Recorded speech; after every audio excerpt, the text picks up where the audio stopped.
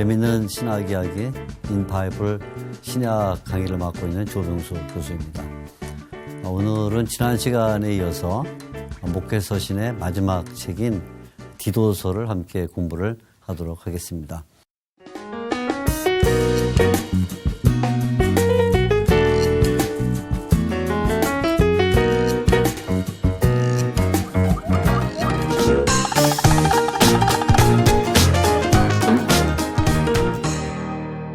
앞에서 이미 말씀을 드렸지만 목회서신은 사도 바울이 로마의 두 번째 투옥되었을 때 자신의 제자들인 디모데와 그리고 디도에게 목회에 관해서 지침을 주기 위해서 기록한 성경이 바로 이 목회서신입니다. 앞에서 우리가 바울 사도가 디모데에게 준 두 성경 디모데 전서와 디도서를 이미 공부를 했습니다. 오늘은 이제 우리가 디도서를 같이 공부를 하게 되겠는데요. 이 디도서는 지금 말씀드린 것처럼 목회서신의 마지막 책이면서 그 내용을 살펴보게 되면 디모데 전서와 상당히 유사한 그런 내용들을 가진 것을 발견하게 됩니다. 먼저 오늘은 디도서를 기록한 사도 바울이 어떤 심정으로 이 성경을 기록했겠는가 하는 것을 좀 생각하면서 언제 또 어디에서 기록했는가라는 점을 먼저 이야기를 드리도록 그렇게 하겠습니다. 사도 바울은 1장 3절에 보게 되면 이런 말을 하고 있습니다. 자기 때 자기의 말씀을 전도로 나타내셨으니 이 전도는 우리 구주 하나님이 명하신 대로 내게 맡기신 것이라, 이런 말씀을 하고 있습니다. 여기에 전도라는 말이 나오는데 이것은 이제 복음 전도를 가리키고 있는 것이죠. 그래서 바울이 자신에게 바로 이 전도가 맡겨져 있다 이렇게 말함으로써 결국 사도 바울은 전도자라는 이런 사명을 갖고 있음을 우리에게 보여주고 있습니다. 그런데 어느 날 사도 바울이 전도자로서 지중해 한 가운데 있는 크레타 섬, 우리 성경에는 이제 그레데라고 이제 번역이 되어 있는데요. 1장 5절에 그레데 이렇게 되어 있는데 현대는 크레타 섬에 복음을 전할 기회가 있게 됐습니다. 그리고는 이제 바로 이 섬에 자신의 제자인 디도를 남겨두고 목회를 하게 한 것이죠. 사도 바울은 디도서를 기록하기 전까지 3장 12절과 13절에 보게 되면 아데마, 두기고, 세나, 아볼로라는 이 동역자들과 함께 있었던 것으로 나타나고 있습니다. 그리고 지금은 니고볼리에서 겨울을 지내려고 준비하고 있다 이렇게 말합니다. 사도 바울이 이제 겨울을 앞에 두고 디도서를 기록하면서 디도에게 바로 이 크레타 섬에서 어떻게 목회를 해야 될 것이냐 하는 점을 이야기를 해주고 있는 것이죠. 자, 먼저 우리는 이 디도서의 전체적인 그 구조와 또 문학적인 특징을 조금 살펴보게 되겠는데, 디도서는 두 개의 축을 가지고 있다고 볼 수가 있습니다. 두 개의 축. 하나는 교회에 있는 여러 계층의 사람들에게 주는 권면의 말씀이 들어 있습니다. 또 하나는 이 교회에 침투해 들어오고 있는 여러 이단들을 방지하기 위해서는 어떻게 해야 되느냐 하는 이 이단 방어에 대한 이야기를 담고 있습니다. 그래서 두 개의 축으로 디도서가 이루어지는데, 하나는 교회 여러 계층의 성도들을 어떻게 목양해야 될 것이냐는 그 권면, 또 하나는 이단이 들어올 때 이단들을 어떻게 방어할 수 있느냐 하는 이런 전략을 말해줍니다. 교회는 여러 계층이 나타나는데, 먼저 1장 5절 6절에는 장로라는 명칭이 나오고요. 또 1장 7절과 9절에는 감독이라는 표현이 나오고, 2장 2절에는 늙은 남자, 또 계속 이어서 2장 3절에는 늙은 여자, 그리고 2장 4절과 5절에는 젊은 여자, 2장 6절과 8절에는 젊은 남자, 이런 표현이 나옵니다. 그리고는 2장 9절에서 10절에는 종들, 이런 표현이 나오죠. 그러니까 이 교회는 이미 장로와 감독이라는 직분을 갖고 있는 사람들이 있었고, 또 나이가 상당히 많은 노인들도 있었고, 또 활기차게 움직이는 젊은이들도 있었다 이렇게 볼 수가 있겠죠. 게다가 더 나아가서는 이 교회는 사회적으로 누구에게인가 노예 생활하고 있는 그런 종들도 이미 복음을 받고 들어와 있다 이런 흔적을 우리가 발견하게 됩니다. 자, 그래서 이러한 여러 계층의 사람들에게 사도 바울이 디도를 통해서 주는 권면의 말씀이 들어 있습니다. 또 하나의 축은 이단의 문제인데 이단 가운데는 그레데 사람들도 있었고 또 유대인들도 있었습니다. 그래서 사도 바울이 이 교회 안에 침투해 들어오고 있는 이단에 대하여 이야기하면서 먼저는 그레데 사람들에게 주는 그 권면을 말하고 있는데 그때 1장 12절을 보게 되면 특이한 표현이 하나 나오는 것을 발견하게 됩니다. 1장 12절 말씀을 제가 읽어드리면 그레데인 중에 어떤 선지자가 말하되 그레데인들은 항상 거짓말쟁이며 악한 짐승이며 배만 위하는 게으름뱅이라 이런 표현이 있습니다. 이 그레데인 중에 어떤 선지자라는 이 사람은 이제 에피메니데스라는 고대 그 시국 작가인데요. 크레타 섬 이제 출신의 작가죠. 이 사람이 어떤 그 글 가운데 자신의 출신 고장의 사람들에 대하여 표현하면서 이렇게 이야기를 한 것을 사도 바울이 인용을 하고 있는 것입니다. 그래서 사도 바울은 이런 인용을 통해서 크레타 섬 사람들의 한 모습을 설명할 뿐만 아니라 또 그들 가운데서 왜 교회를 방해하는 사람들이 나오게 됐느냐 하는 점도 함께 설명을 해주고 있는 것이죠. 유대인들 가운데도 이제 여러 이단이 있었는데 그것은 조금 뒤에 다시 한번 말씀을 드리도록 하겠습니다. 처음에 말씀드린 바와 같이 디모데 전서와 디도서는 같은 목회 서신으로서 여러 그 계층의 사람들에게 권면을 주고 있는데 그 가운데서 특별히 장로와 감독에게 주는 내용이 상당히 일치하는 것을 발견하게 됩니다. 그래서 디모데 전서 3장과 그리고 디도서 1장을 나란히 비교해 보게 되면 상당히 많은 부분을 공유하고 있다는 것을 발견하게 됩니다. 전체적으로 보게 되면 장로들 또는 감독들은 인격적으로 또 가정생활에서 또 사회생활 그리고 개인적으로 경건에 관해서 주의해야 된다 이런 내용들이 나오는 것을 보게 됩니다. 사도 바울이 감독들과 그리고 이 장로들에게 주는 권면 가운데는 특별히 이렇게 인품이 훌륭해야 된다는 것과 또 가정이든 사회든 어디에서든지 간에 다른 사람들로부터 칭찬을 받는 그런 인물이어야 된다 하는 점을 강조를 해주고 있습니다. 그리고 거기에 이제 개인의 경건이 또 역시 따라야 된다 이런 말을 해주고 있는 것이죠.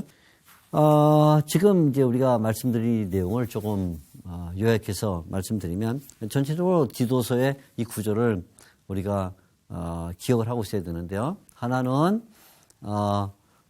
여러 계층에 주는 권면의 말씀이 있다 이렇게 말씀드렸고 또 하나는 이단 방어다 이렇게 말했는데 이게 디도서의 전체적인 내용이자 동시에 또 그 구조를 이루고 있죠. 그래서 하나는 여러 계층 그러니까 장로, 감독, 노인들, 젊은 사람, 종들 이런 여러 계층의 권면, 계층에 대한 권면이다. 이렇게 첫째를 말하면 두 번째는 이제 이단들이 들어올 때 이단들을 방어하는 그 역할을 말해주고 있는데 이단 방어 이렇게 우리가 둘로 말할 수 있는데요. 이것이 전체적으로 디도서의 그 핵심 내용이자 또 전체를 흘러나가게 하는 그런 내용이 되겠죠.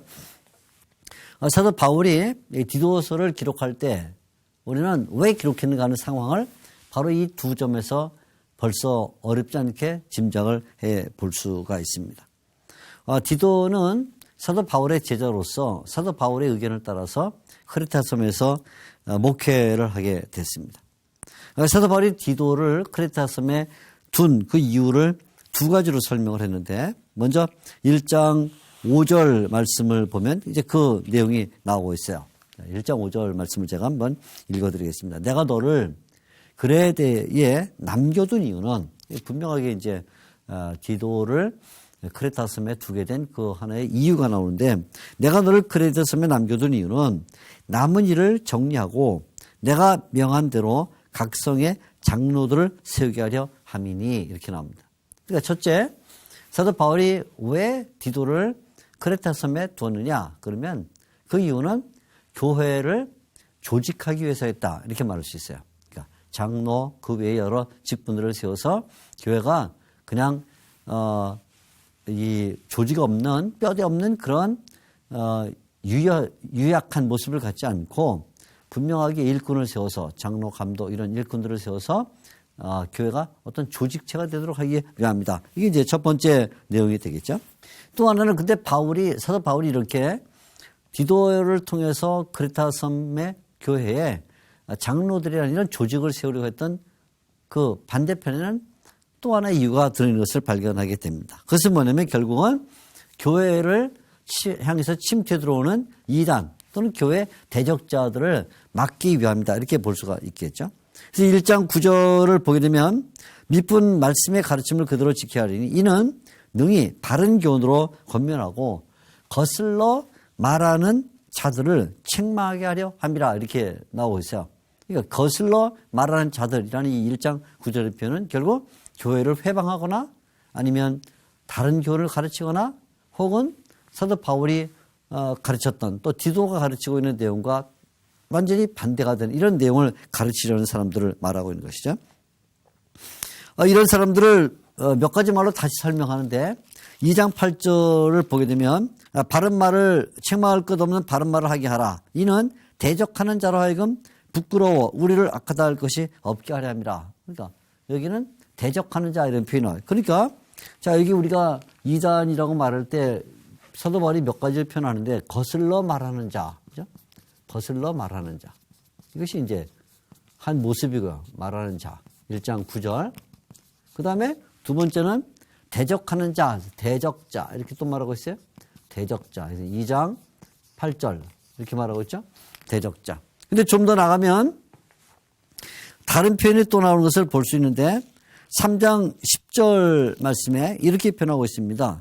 이단에 속한 사람을 한두 번 훈계한 후에 멀리하라 이렇게 나오고 있어요. 그래서 3장 10절에는 바로 이런 사람이 누구냐면 이단이다 이렇게 말하고 있죠. 이단. 3장 10절 이렇게 말하고 있습니다.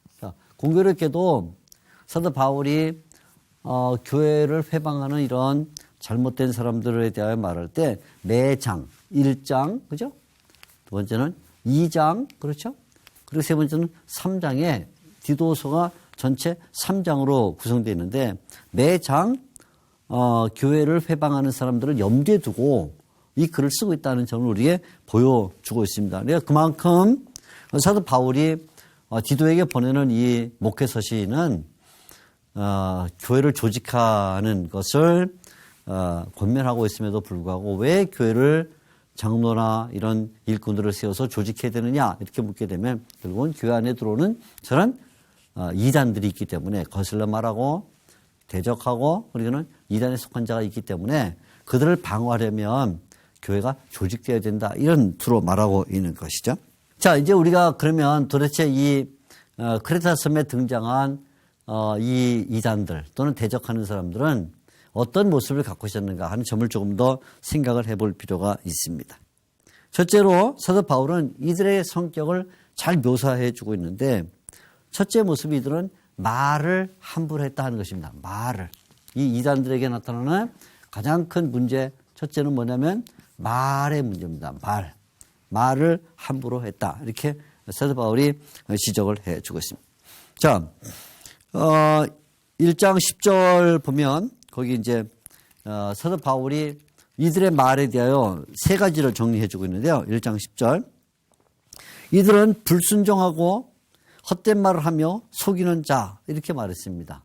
불순종하고 헛된 말을 하며 속이는 자가 많은 중 이렇게 말하는데 세 가지죠. 세 가지. 첫째는 이들의 말은 불순종. 두 번째는 헛된 말. 세 번째 속임수 이렇게 말하고 있어요. 이 말이 이들에게 첫째 뭐냐면 불순종. 두 번째는 이들의 말을 한번 들어보면 언제나 헛된 말이다. 헛되다. 헛됨. 세 번째는 이들의 말을 들어보면 늘 속임수로 가득 차 있다. 이렇게 세 가지를 말하고 있어요. 그러니까 결국 교회에 들어와서 교회를 망가뜨리는 이 사람들의 말을 잘 분석해 보게 되면 늘 불순종하는 말이죠. 하나님에 대하여 또는 교회 권위에 대하여 불순종하거나 또는 그 말을 잘 들어보게 되면 거의 헛된 말이에요. 다 들으나 마나한 이야기.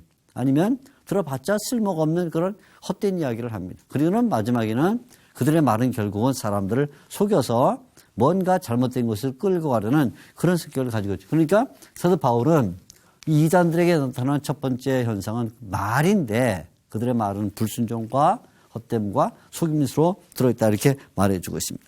사도 바울의 대적자들은 바울과 그리고 그의 동역자들을 비방하고 또 업신여기고 또 사도 바울과 그 동역자들의 권위에 순종하지를 않았습니다. 2장 8절 말씀을 보면 책망할 것이 없는 바른 말을 하게 하라. 이는 대적하는 자로 하여금 부끄러워 우리를 악하다 할 것이 없게 하려 함이라. 이렇게 말했어요. 그러니까 이 말은 무슨 말이냐면 이 대적자들이 늘 바울과 동역자들에 대하여 악하다. 바울이 잘못됐다. 바울의 제자들은 틀렸다. 이런 말을 하기를 좋아했다는 그런 뜻이 되겠죠. 2장 15절에는 또 이렇게 말하고 있어요. 너는 이것을 말하고 권면하여 모든 훈계로 책망하여 누구에게서든지 업신여김을 받지 말라. 누구에게서든지 업신여김을 받지 말라. 이 말은 결국 이 대적자들이 디도를 자꾸 업신여기는 너는 아직 미숙하다. 너는 아직도 가르침이 부족하다. 이런 이야기를 했다. 그런 말을 우리가 볼 수가 있습니다. 게다가 이들은 더 나가서 헛된 말을 마구 입으로 내놓는 그런 사람들이었습니다. 그들의 어떤 말은 주로 변론과 그리고 족보에 관한 이야기였어요. 그래서 3장 9절에 사도 바울이 말합니다. 그러나 어리석은 변론과 족보 이야기와 분쟁과 율법에 대한 다툼은 피하라 그렇게 말했습니다. 근데 그런 것들은 결국은 헛된 이야기가 자아내는 결과는 다툼이다 그렇게 말하고 있어요. 지금 막 읽은 3장 9절에 나오는 말씀이죠. 게다가 이 바울의 대적자들은 속임수에 능한 사람들이었습니다.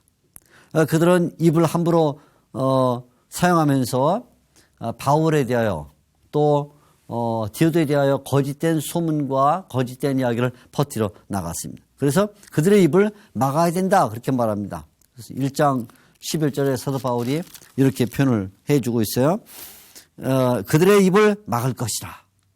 왜냐하면 입을 열기만 하면 너무 거짓된 속이는 말을 하고 있기 때문에 그들의 입을 막아야 된다 이렇게 말하고 있죠. 그리고는 그레데 성도들에게 그런 헛된 말을 따라하지 말고 항상 바른 말을 추구해야 된다 그렇게 이야기를 합니다. 그래서 2장 8절에 보게 되면 책망할 것이 없는 바른 말을 하게 하라 이렇게 이야기를 하게 됐던 것입니다. 자, 근데 이런 이단들의 첫 번째 현상은 말이었는데 이런 언행은 그레데에서 출신한 사람들에게만 나타난 것이 아니라 그레데 섬의 이주에서 살고 있던 유대인들에게도 나타났다 그런 말이죠. 그래서 1장 10절에 사도 바울은 불순종하고 헛된 말을 하여 속이는 자가 많은 중에 할례파 가운데 특히 그러하다. 할례파 가운데 특히 그러하다면 유대인들 가운데 특별히 그러하다 그런 말이죠. 그러니까 이 유대인들이 사도 바울과 그리고 디도가 목회하는 바로 이 그레데 섬에서 말로 불순종, 헛된 말, 속임수를 퍼뜨리면서 결국 교회를 어지럽게 하고 있다. 이런 말이 되겠습니다. 이 말뿐만 아니라 두 번째는 이들에게 행위가 악한 행위가 있었는데 정확히 말하면 악행이죠. 그냥 행위가 아니라 이건 마치 악한 말 우리가 악한 말이라 이렇게 한다면 여기는 악한 행위가 있었는데 그 악한 행위 가운데 가장 두드러진 것이 뭐냐면 신자들의 집을 망가뜨리는 그런 모습을 보여줬다는 것입니다. 자, 1장 11절 말씀을 같이 한번 읽어보겠습니다. 1장 11절을 보면 그들의 입을 막을 것이라 이런 자들이 더러운 이득을 취하려고 마땅하지 않은 것을 가르쳐 가정들을 온통 무너뜨린도다. 그렇게 말해요. 가정들을 온통 무너뜨린도다. 그러니까 아마도 이들은 이 집 저 집 성도들의 집을 찾아다니면서 불순종의 말을 했겠죠. 또 속임수를 베풀었겠죠. 헛된 말을 했겠죠. 그러면서 결국 각 가정이 가지고 있는 신앙을 변질시키고 망가뜨리는 이런 일을 했다. 그래서 결국 성도들의 집을 불화와 갈등으로 가득 차게 만들고 그 성도들의 가정을 전복시키는 그런 일을 했다는 것입니다.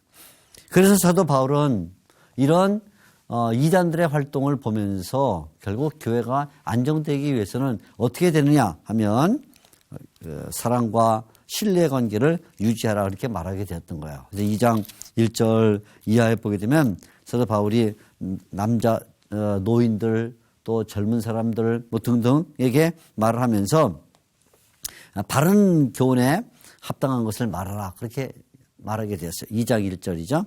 오직 너는 바른 교훈에 합당한 것을 말하여. 그래서 늙은 남자 2절 또 3절 늙은 여자 또 4절 젊은 여자 6절 젊은 남자 또 9절 종들 등등에게 이런 그 가정을 잘 지켜서 이 대적자들의 속임수에 넘어가지 않도록 이렇게 권면을 하게 되었습니다.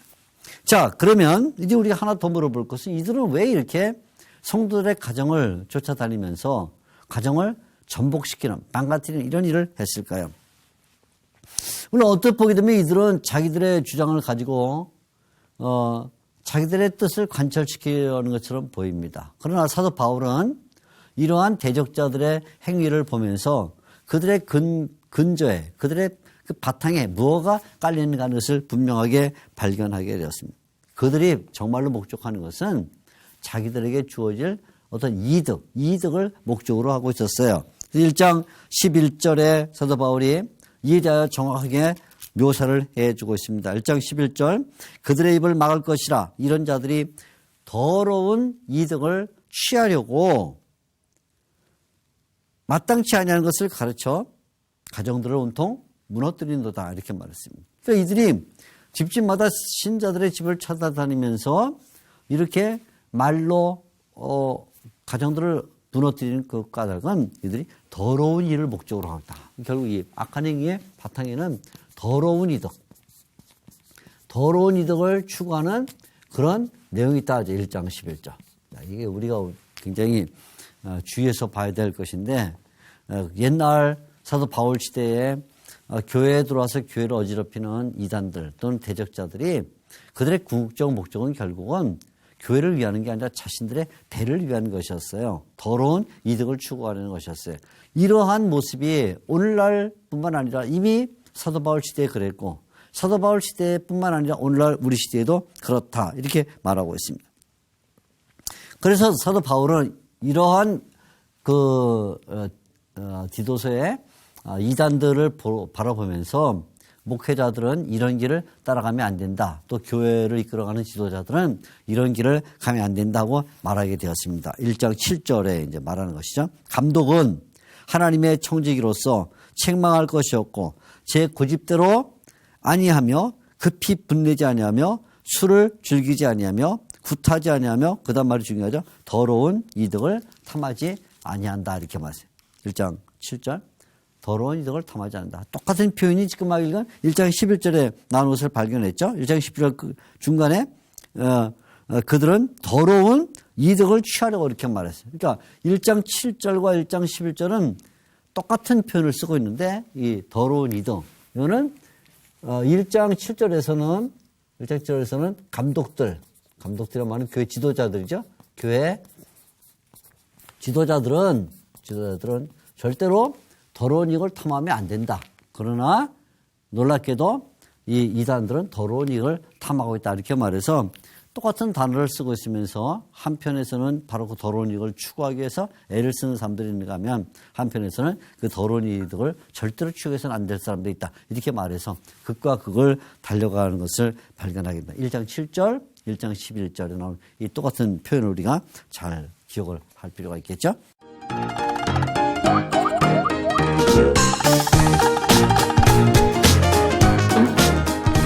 자, 그래서 이러한 상황에서 그러니까 교회 안에 여러 계층을 권면해야 되는 내용과 그리고 여러 계층을 권면하는 데는 결국 이단의 문제가 있었다는 것을 보면서 사도 바울은 이런 이단을 방어하려면 결국 성도들이 하나님에 대하여 분명한 신앙을 갖고 있어야 된다 이렇게 이야기를 하게 되었습니다. 그래서 오늘 우리가 읽고는 이 디도서를 보게 되면 디도서에도 하나님과 또 예수 그리스도 그리고 성령에 대한 그리고 결국 나중에 이 이단들을 따라가자는 바른 삶에 대한 옳은 행실에 대한 그런 권면이 들어있는 것을 발견하게 됩니다. 가장 먼저 우리는 사도 바울이 이 디도서에서 같은 표현을 여러 가지 쓰는 것을 발견하게 되는데 바른 교훈이라는 표현을 여러 번 사용합니다. 1장 9절 말씀 보면 이렇게 말하고 있어요. 미쁜 말씀의 가르침을 그대로 지키라니 이는 능히 바른 교훈으로 권면하고 이렇게 말합니다. 바른 교훈.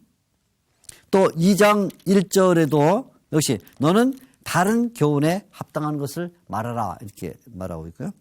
또 2장 7절도 보게 되면 범사에 대해 자신이 선한 일을 보이며 교훈에 부패하지 아니함과 단정함과 책망할 것이 없는 바른 말을 하게 하라 이렇게 말하고 있어요. 바르다 이런 말이죠. 자, 그러니까 지금 사도 바울은 이 디도서에서 바른 교훈이라는 표현을 여러 번 쓰는데 바른 교훈 또는 바른 말 이런 표현을 쓰는데 이게 뭐냐면 가장 먼저 하나님에 대하여 가져야 될 그 자세를 우리에게 말해주고 있어요. 하나님에 대하여 분명한 신학을 가져야 된다. 하나님에 대하여 어떤 신학을 가져야 될 것이냐. 첫째는 하나님께서는 영원한 때에 전부터 약속하신 그 영생을 우리에게 주신다는 거예요. 영생을 주신다. 1장 2절 보면 영생의 소망을 위함이라. 이 영생은 거짓이 없으신 하나님이 영원 전부터 약속하신 것이다. 첫째, 하나님은 어떤 분이냐면 하나님은 영생을 주시는 분이죠. 영생을 주시는 분.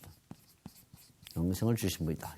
세상에 이렇게 더러운 이익을 추구하는 거짓된 악한 무리들이 있는가 하면 우리는 더러운 세상에 더러운 이익을 추구하는 사람들이 아니라 우리는 하나님이 주시는 바로 이 영생을 늘 바라보고 살아야 된다. 영생을 누가 주시냐면 하나님이 주신다. 그런 말이죠. 1장 2절이죠.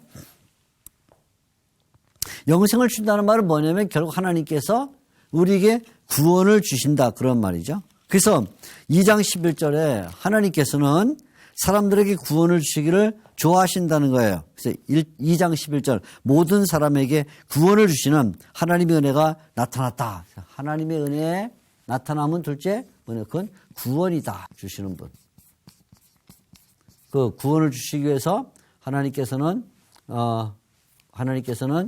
은혜를 베푸시는 거죠. 그래서 구원을 주신다. 그러니까 영생을 주신다, 구원을 주신다. 이것은 결국 같은 말의 다른 표현이라 이렇게 볼 수가 있습니다. 근데 이렇게 하나님께서 인류에게 영생을 주시고 또 구원을 주시기 위해서 어떤 놀라운 일을 베풀어내면 구주 예수 그리스도를 우리에게 보내주셨다는 것입니다. 그래서 두 번째 말하는 내용이 뭐냐면 하나님에 이어서 두 번째가 예수님에 대하여 얘기를 하게 되는 거죠. 예수님. 그래서 이 디도서에도 결국 예수님에 대한 이야기가 여러 차례 나오게 되는데 첫째는 뭐냐. 예수님은 우리에게 영생과 구원을 주기 위하여 자신을 주셨다. 이렇게 말해요. 자신을 주셨다. 그래서 우리를 모든 불법에서 구속해내시고 깨끗하게 하셔서 하나님의 친백성으로 삼으셨다. 이렇게 말해요. 2장 14절에 나오는 말씀인데 그건 예수님입니다. 그가 우리를 대신하여 자신을 주시면 모든 불법에서 우리를 속량하시고 우리를 깨끗하게 하사 선한 일에 열심히 하는 하나님의 자기 백성이 되게 하려 하십니다. 예수님이 하신 첫 번째로 뭐냐면 자기를 주셨다. 자기를 주심. 자기 희생이죠. 우리가 영생과 구원을 얻기 위해서 예수님께서는 자기를 주셨다. 이렇게 이야기를 해주고 있습니다. 그리고는 결국은 예수님께서 우리를 구원하시는 최종적인 일은 뭐냐? 그것은 예수님이 재림하는 것이다. 이렇게 말해주고 있어요. 2장 13절 말씀인데 이 복스러운 소망과 우리의 크신 하나님, 우리 구주 예수 그리스도의 영광이 나타나심을 기다린다. 그래서 이것은 이제 십자가 사건을 말한다면 십자가 두 번째는 주님께서 다시 오신다 하죠. 다시 오심. 이것은 재림을 말해주고 있습니다. 그러니까 우리가 디도서에서 발견하게 되는 것은 하나님께서 우리에게 주시는 영생과 구원을 이루시는 분이 예수님인데 예수님은 이 영생과 구원을 이루기 위하여 첫째는 십자가에서 죽으시고 두 번째는 그분이 재림하신다. 그래서 순환과 재림이라는 이 두 가지 사항이 결국 우리에게 영생과 구원을 주는 놀라운 은혜가 된다는 것입니다. 그런데 바로 이러한 이 구원이 사람의 의로운 행위로 되는 것이 아니라 결국 이것은 성령께서 작용해야만 일어난다. 이렇게 말했어요. 그래서 세 번째, 디도서가 말하는 것은 성령에 대한 얘기인데, 성령의 첫째 번째, 새롭게 하심. 새롭게 하심이 있어야만 된다. 그죠? 자, 하나님께서는 영원 전부터, 1장 2절에 영원 전부터 했어요. 영원 전부터 영생을 주시기는 위하여 약속하신 분이다. 예수님은 바로 이 역사 가운데 자기를 주심으로써 순환당하시고 재림하심으로써 그 은혜를 우리에게 주신 분이다. 이렇게 말하면 성령님은 영원과 역사 가운데 이루어지는 이 계획이 우리에게 실제로 인격적으로 올 수 있도록 하시는 분이다. 그래서 우리를 새롭게 하신다. 이 점을 강조해요. 3장 5절 말씀이 아주 중요한 말씀인데요. 이것은 신약성경에서도 성령론과 관련해서 아주 중요한 말씀인데 3장 5절을 이렇게 말해요. 우리를 구원하시되 우리가 행한 의로운 행위로 말미암지 않고 오직 그의 긍휼하심을 따라 중생의 씻음과 성령의 새롭게 하심으로 하셨다. 이렇게 말해요. 그래서 성령은 우리가 이러한 영생의 소망을 따라 후사가 되기 위하여 우리에게 풍성이 부어졌다. 이렇게 말하고 있어요. 3장 6절 우리 구주 예수 그리스도로 말미암아 우리에게 그 성령을 풍성히 부어주셨다. 그러니까 자 성령은 새롭게 하실 뿐만 아니라 그분은 풍성이 부어졌다. 이렇게 말하죠. 부어짐. 그죠? 그래서 성령께서 우리를 구원하시는 이 일은 새롭게 하시는데 그게 그냥 무슨 가뭄에 수돗물 똑똑 떨어지듯이 그렇게 오는 게 아니라 이것은 아주 큰 너무나도 놀라운 그런 풍성함으로 우리에게 왔다. 이렇게 말하고 있습니다. 그래서 이렇게 우리가 하나님과 그리고 예수님과 성령님에 의하여 영원한 세계에서 또 역사 가운데 그리고 이런 인격적으로 우리에게 구원이 주어졌다면 우리가 저는 이단들처럼 살면 안 되고 우리는 바른 행실 가운데 들어가야 된다. 그 말이죠. 그래서 옛 생활을 더 이상 따르지 말고 바른 생활을 가야 된다. 그래서 3장 3절이 이제 그것을 얘기해요. 그래서 3장 3절. 우리도 전에는 어리석은 자요, 순종하지 아니하는 자요, 속은 자요, 여러 가지 정욕과 행락에 종노릇한 자라. 악독과 시기를 일삼은 자요, 가증스러운 자요, 피차 미워하는 자였다. 그러나 3장 4절. 우리 구주 하나님의 그 자비와 사람 사랑하심이 나타날 때 그러면서 이제 우리가 영원하신 하나님의 영생의 계획, 또 예수님의 십자가의 죽으심, 그리고 성령께서 우리를 새롭게 하시는 풍성히 새롭게 하신 예수를 볼 때 우리 이 모든 옛 생활을 끊어버리고 이제는 바른 생활에 들어가서 교회에 침투해 들어오는 이단들과는 다른 모습으로 살아야 된다 하는 것을 말해주는 것이죠. 그래서 이렇게 디도서는 목회서신의 마지막 책으로서 하나님의 성도들이 걸어가야 될 길을 구원론의 기초를 들어서 우리의 삶을 보여주고 그것이 바로 이단들 교회를 망가뜨리는 자들과는 완전히 다른 모습이라는 것을 말해주고 있는 것입니다. 우리가 디도서를 배우는데 여러분 마음속에 잘 남기시기를 바랍니다. 감사합니다.